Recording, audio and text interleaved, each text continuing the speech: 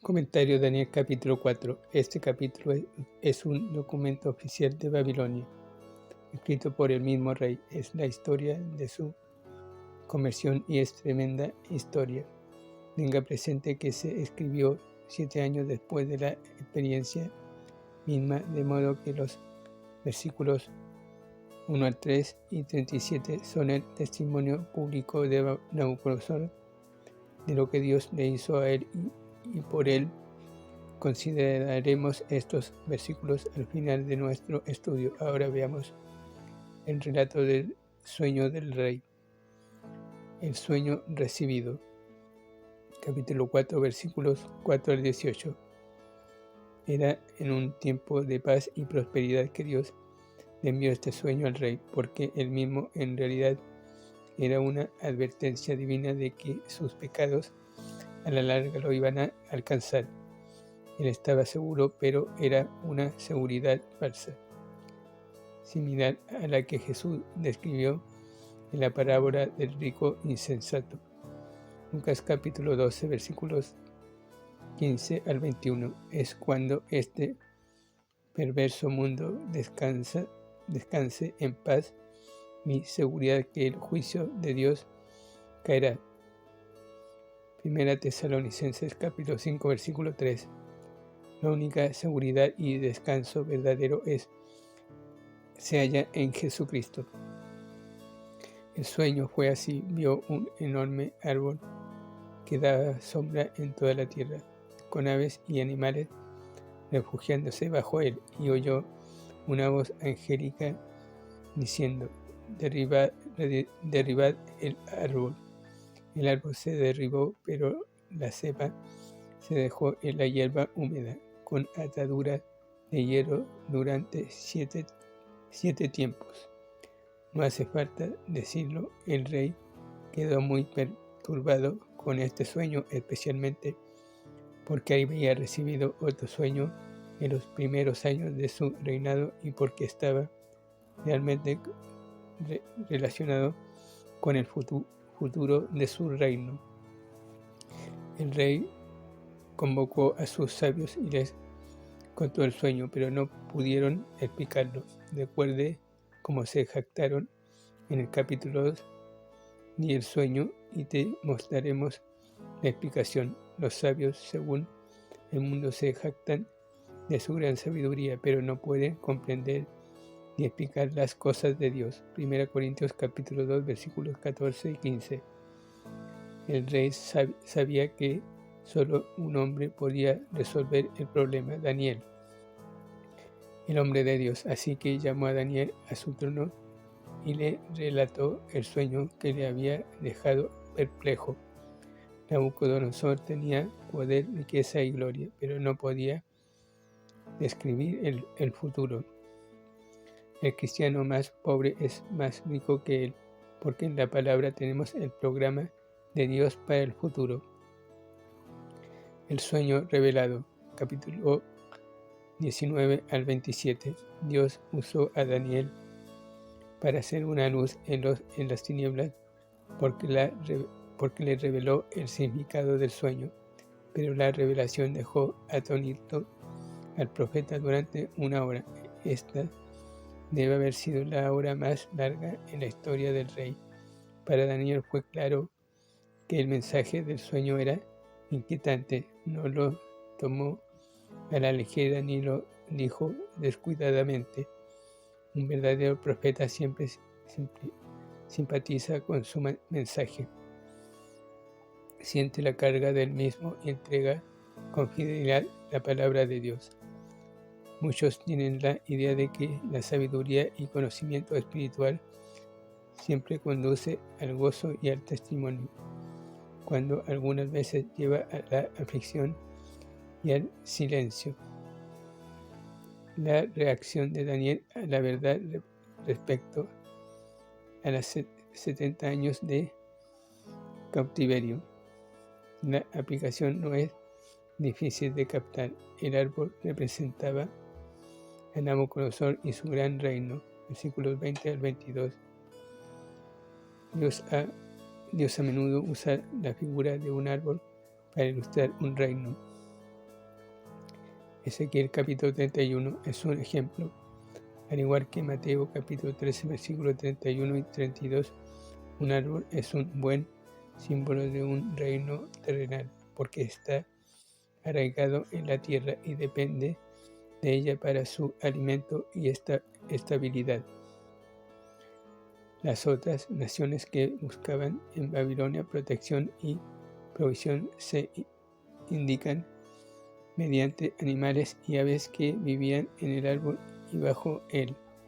Sin duda Babilonia llegó a ser un reino grande y poderoso, pero Nabucodonosor no debía jactarse, porque fue Dios el que le dio el trono y el reino.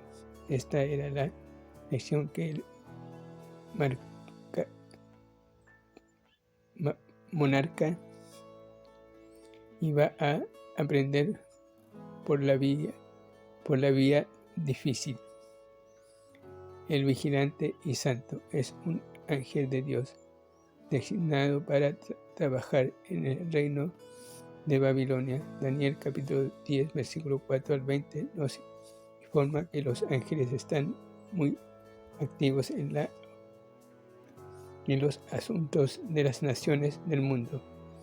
El ángel anunció: cortad el árbol, sacad a Nabucodonosor del tronco. ¿Qué experiencia tendría el rey? En realidad dejaría de vivir como hombre y viviría como animal durante 7 años. El árbol se cortaría y la atadura de hierro restringiría su crecimiento, pero el juicio no sería permanente. Después de 7 años, Nabucodonosor volvería a ser humano, se le devolvería su razón y ascendería a su trono en gran gloria, porque Dios obraba de esta manera en la vida del rey para enseñarle humildad. Usted recordará que en el sueño de la imagen del rey se le describió como la cabeza de oro. En el capítulo 3 el rey hizo una estatua de oro para atraer así a la adoración y a la alabanza. Dios le mostraría a este arrogante monarca que en realidad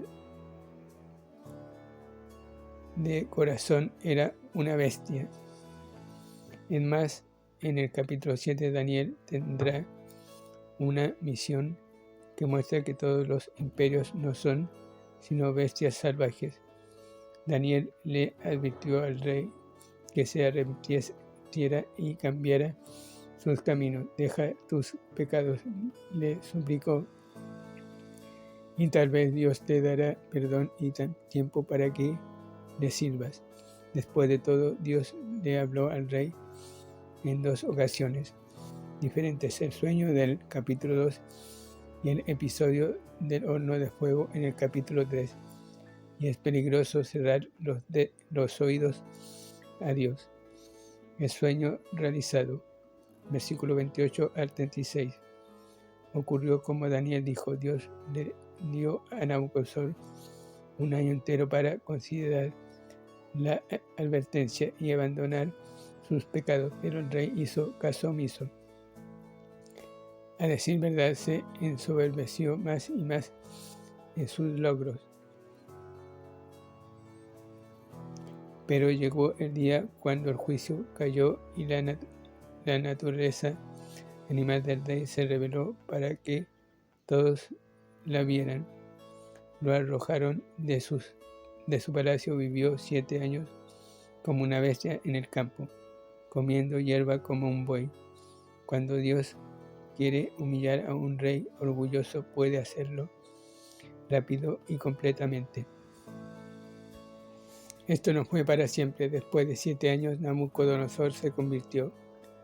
El primer paso, el rey nos lo dice: fue, alcé mis ojos al cielo, versículo 34, fue muy grave que no lo hiciera mucho antes. Bendije al Altísimo y alabé a Dios. Esto da la impresión de un hombre cuya vida ha sido cambiada por fe en el Señor. El rey aprendió su lección. Él no era nada y Dios era todo. Léanse los versículos 34 y 35 para ver cuánta doctrina práctica aprendió Nabucodonosor mediante su experiencia humillante. Qué trágico que los orgullosos gobernantes del mundo actual no vean que son nada y que Dios lo es todo. El versículo 17 indica la lección claramente. El Altísimo gobierna el reino de los hombres. Ahora volvemos a los versículos 1 y 3. Aquí tenemos al poderoso dictador hablándoles a los pueblos del mundo y enviándoles paz. Nabucodonosor no se conoció por sus actividades pacíficas porque fue un cruel hombre de guerra. El versículo 1 casi se lee como una epístola del Nuevo Testamento de Pablo o Pedro. Nótese cómo en los versículos 2 y 3 le da toda la gloria a Dios y le atribuye la grandeza a Él. Esto de nuevo era poco probable en este dictador pagano. Apenas 7 años antes dijo: ¿no es esta la gran Babilonia que yo he edificado? Se jactaba de su poder y su majestad, sin siquiera una sílaba de alabanza o gratitud a Dios. Pues bien, todo esto ha cambiado ahora. El rey escribe un documento oficial dando testimonio personal de lo que Dios había hecho por él. El versículo 37 es el grandioso clímax. Ahora yo alabo y glorifico no a Nabucodonosor, sino al Rey del cielo, y él puede humillar a los que andan con soberbia. Tenemos en este capítulo un vistazo previo de lo que ocurrirá a las naciones en los últimos días, precisamente cuando ellas se jacten de su grandeza y gloria. Dios les enviará 7 años de terrible juicio y los abatirá. Luego, al final del periodo de la gran tribulación, Cristo volverá a la tierra y establecerá su reino.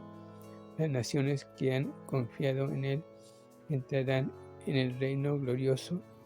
Las otras se arrojarán afuera. Como Nabucodonosor, los creyentes se convertirán de su orgullo e incredulidad y disfrutarán de las bendiciones de Dios.